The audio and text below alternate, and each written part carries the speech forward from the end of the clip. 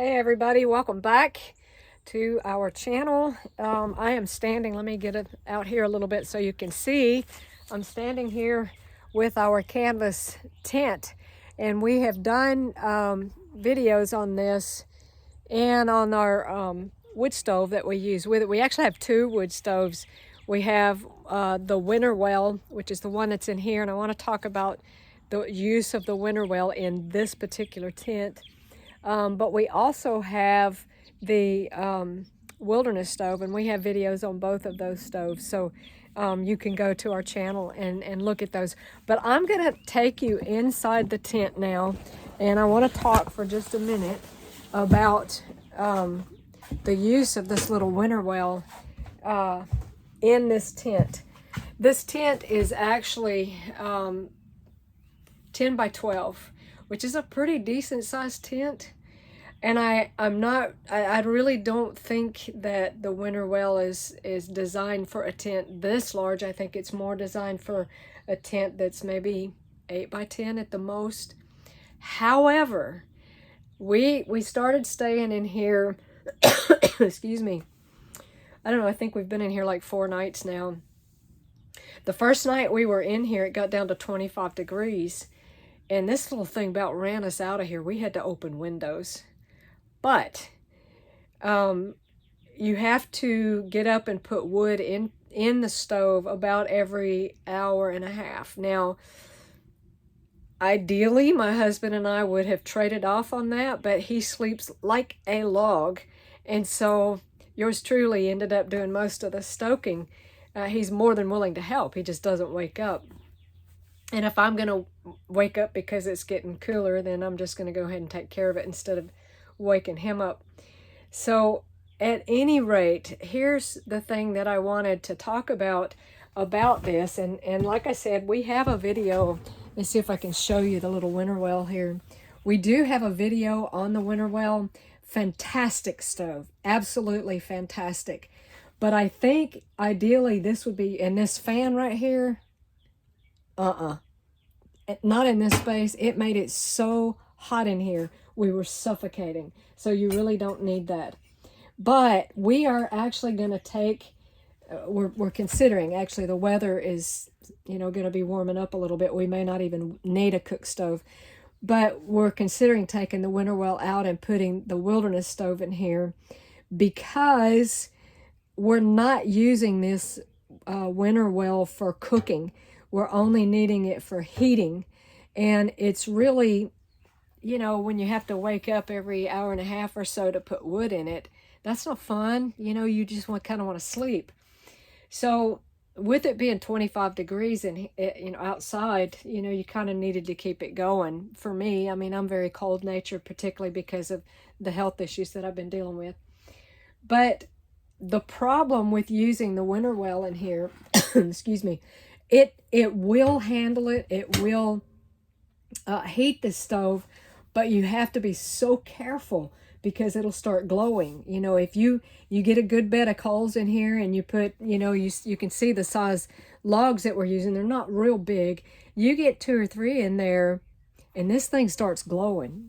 With a good hot bed of coals. I've seen it, I woke up one night, we damped it down, we closed down the damper, the little, air vent here, and also the damper here in the chimney itself. We damped it down with 3 of those smallish kind of logs, medium, I guess. Maybe they're about 2.5 inch diameter. And I woke up about 30 minutes later, and this pipe, the top of the stove right here, the entire pipe length, and the tip of the damper here was red, glowing red. The sides of the stove were red, and I can feel a little bit of warping right here on the sides of the stove.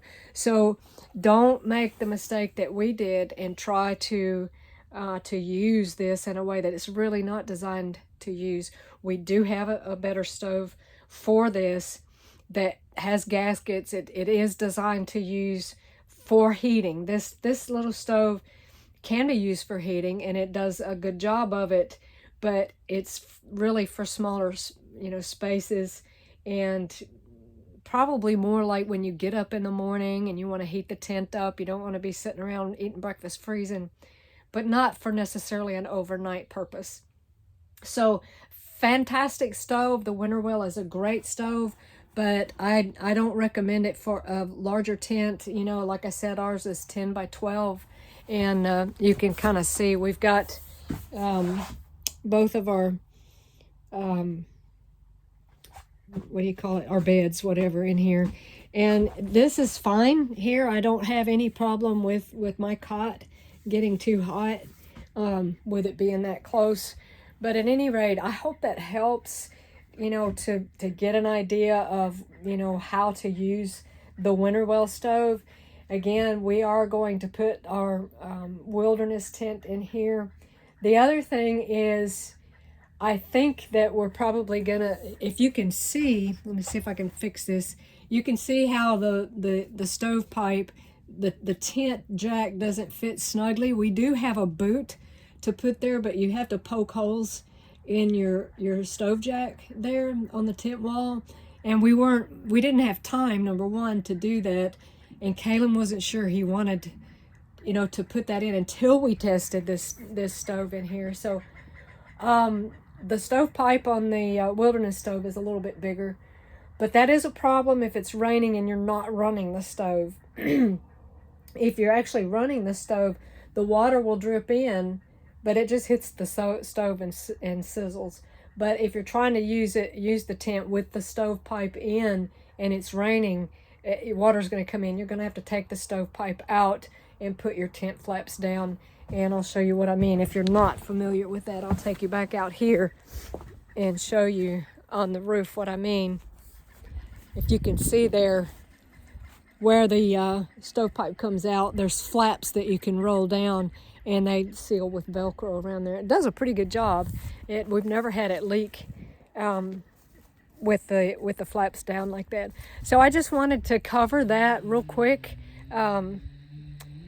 Just to kind of update, you know, on the use of the Winnerwell and the tent itself. We really enjoy the tent. It's so peaceful out here at night.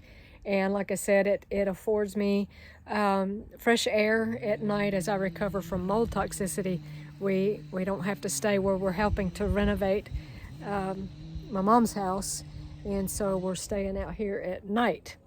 So that is it, and I will see you on the next video. Y'all take care.